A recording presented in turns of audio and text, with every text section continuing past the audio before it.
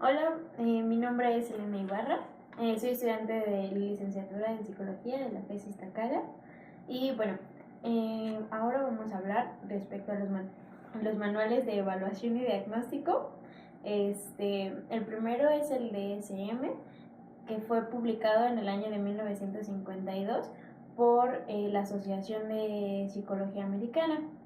Este manual de diagnóstico contiene todas las evaluaciones y diagnósticos respecto a los problemas psicológicos y psicométricos que en la actualidad se conocen.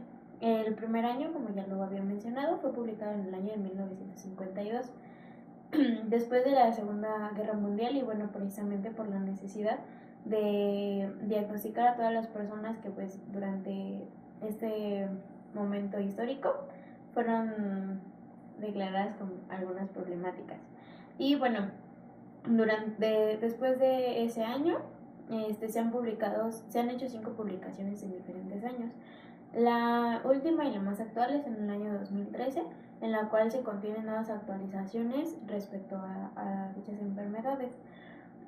La que es como más destacada es el estudio del trastorno de déficit de atención, y bueno, eso también para una evaluación temprana. Por otro lado tenemos el CIE.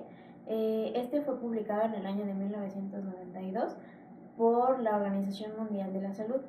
En este manual contiene todas las enfermedades y todos los trastornos de salud en general. Nos habla desde una enfermedad básica como es la diabetes y cómo diagnosticarla, hasta bueno, lo que a nosotros como que nos importa más, son los trastornos que tienen que ver con la parte psicológica y psicosocial. Bueno, dentro de estos dos manuales, como ya lo había mencionado, están todos los diagnósticos que se pueden hacer en un ambiente de salud. Ambos se complementan de cierta parte porque el DSM es más específico a la parte psicológica y los trastornos que se pueden causar durante todas las etapas de un ser humano, de una persona, mientras que el CIE se enfoca más a los mismos trastornos, pero en las repercusiones físicas, porque la realidad es el CIE, para su diagnóstico, pues obviamente toma la base cognitiva. Dentro del DSM tenemos 5 ejes axiales. Esto quiere decir que son ejes que se complementan el uno con el otro. Ambos tienen una base dentro de estos dos manuales. Y bueno, el primer eje tenemos que son los trastornos clínicos. Esto quiere decir que son trastornos que tienen que ver con la parte física y cognitiva del individuo. Para el segundo eje tenemos los trastornos de personalidad y los retrasos mentales. Dentro de los trastornos de personalidad, los más identificativos son la esquizofrenia y el trastorno obsesivo-compulsivo. Para el segundo eje tenemos las enfermedades médicas, que bueno, finalmente son más alineadas al código del CIE número 10, que el número 10 quiere decir la última actualización que tiene dentro de este código de las nuevas enfermedades. El eje 4 vamos a hablar de problemas psicosociales y ambientales, es decir, el cómo el medio donde se desenvuelve el individuo puede afectar a sus actividades normales y a sus comportamientos ideológicos. Cabe recalcar que en este punto todas estas evaluaciones tienen un inicio de observación, es decir, nosotros para poder diagnosticar a un individuo necesitamos primero observar lo que son sus comportamientos, tanto de inicio del momento de preocupación o el momento en el que se puede acudir a un médico, hasta el cómo fueron cambiando, cuáles son los factores que intervienen dentro de su vida diaria, y de la misma forma el cómo puede afectar a lo mejor el ruido, o a lo mejor otro tipo de factores con los que se desenvuelven los individuos. Y bueno, para el último eje, que es el eje número 5, tenemos la evaluación de actividades globales. Esto quiere decir que bueno, todas las actividades que realiza un ser humano Estas se van a evaluar con una escala del 0 al 100 según las actividades de preocupación que realice el individuo. Pueden ser actividades como el que tanto cambió sus expresiones, su rutina, su vida diaria. Bueno, terminando este punto, vamos a pasar al mini mental del DSM. Este mini mental es una actualización de las actualizaciones que se hizo durante el CIE 10, que bueno, finalmente es para evaluar y diagnosticar el Alzheimer de una forma certera, ya que bueno, esos manuales también debemos mencionarlo, que surgen a partir de la necesidad de nosotros como personas o personas dedicadas a la salud o a esta parte psicológica, para poder diagnosticar de manera certera y obviamente dar un tratamiento a las personas o a los individuos. Estos diagnósticos nos permiten saber si el individuo necesita una terapia nada más cognitiva o una terapia farmacéutica.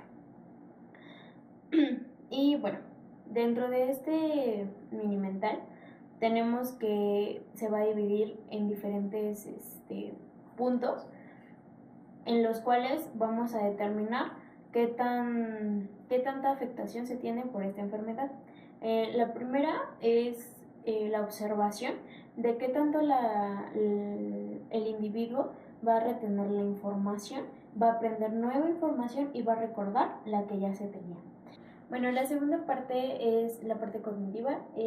Esta observación va a determinar desde un punto de observación hasta más. La primera parte, el primer elemento que se considera es el lenguaje. ¿Qué tanto aún la persona puede expresarse de manera correcta, de manera fluida? Bueno, no hay correcto ni incorrecto, sino de manera fluida y bueno, que también tenga la capacidad de seguir utilizando un lenguaje de acuerdo a su edad, porque bueno, sabemos que también este mini mental se puede aplicar a menores de 3 años para obviamente tener una evaluación temprana. También en el segundo es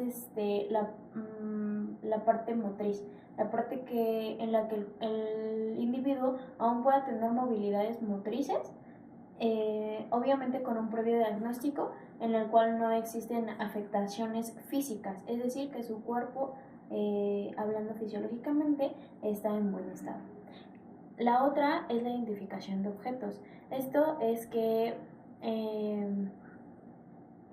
el evaluador le enseña objetos a la persona, objetos a lo mejor en algún caso comunes, en otros no tanto, y él los puede identificar sin dudar y de la misma forma, con la misma agilidad que lo podemos hacer normalmente. La otra es la ejecución de movimientos. Esto quiere decir que la persona o el individuo tiene los movimientos sin quedarse detenidos en algún punto o hacerlos dudando o de otra manera en la que no sea la ordinaria.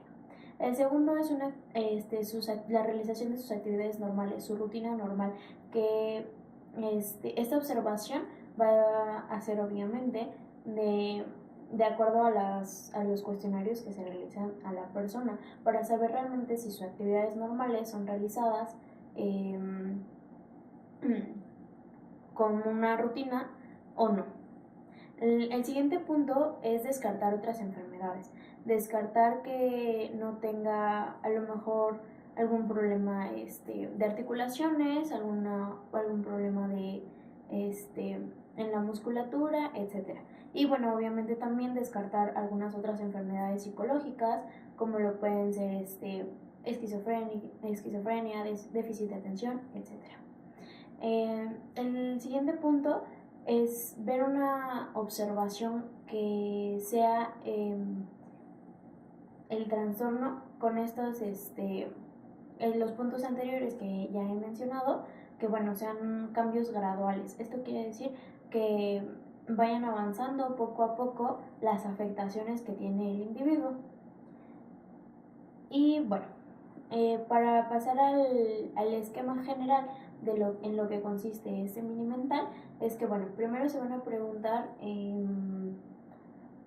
preguntas casuales, preguntas comunes, como lo es la fecha, en qué fecha está, que la fecha sea dada claramente.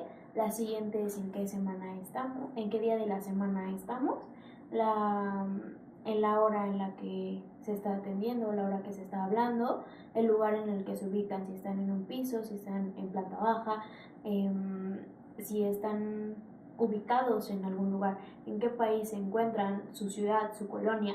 Toda esta información que es básica es lo primero que se pregunta para poder identificar a lo mejor ciertos puntos de alarma. Posteriormente se pasa a una parte como más consistente, que quiere decir que las personas van a empezar a trabajar con algo que no es tan básico. Por ejemplo, como es hacer cuentas de manera rápida y la retención de la información, tomando en cuenta que para hacer esta evaluación las preguntas se van a realizar únicamente una vez al individuo y el individuo tiene que también tener la capacidad de retener esta información. Un punto dentro de esta evaluación es que, bueno, al inicio se va a mostrar unos objetos al individuo y que los repita. Se le van a seguir haciendo otras preguntas, como algunas de matemáticas, como hacer una resta de 7 en 7 a partir de 100. Y bueno, obviamente se van a empezar a observar estas actividades o estas palabras de alarma en las cuales pues las personas que ya se tienen como ubicado este elemento de Alzheimer tienden a repetir o a necesitar la repetición de diferentes instrucciones, ¿no? Posteriormente a toda esta investigación, podemos concluir que es muy importante tener como esta base de los diagnósticos para saber realmente qué es a lo que nos vamos a enfrentar en una vida clínica como psicólogos y de la misma forma pues diagnosticar adecuadamente a nuestros pacientes.